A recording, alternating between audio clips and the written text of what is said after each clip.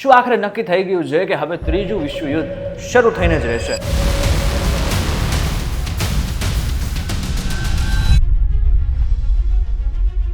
એક બાજુ ઇઝરાયલ અને અમેરિકા બંને મળીને ઈરાન ઉપર હુમલા કરી રહ્યા છે, તો બીજી બાજુ અફઘાનિસ્તાન અને પાકિસ્તાન બંને લડી રહ્યા છે.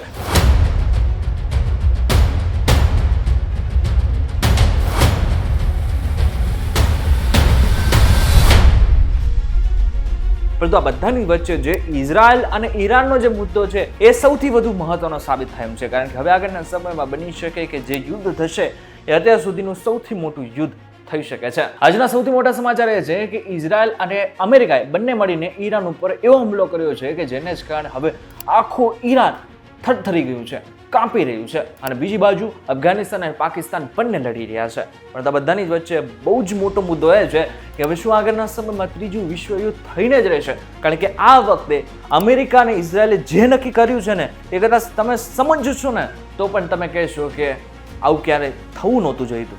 ત્યારે શું નક્કી કર્યું છે એ જાણવા માટે થઈને ધ્યાનથી સાંભળજો. હું તમને એક વાત કહું.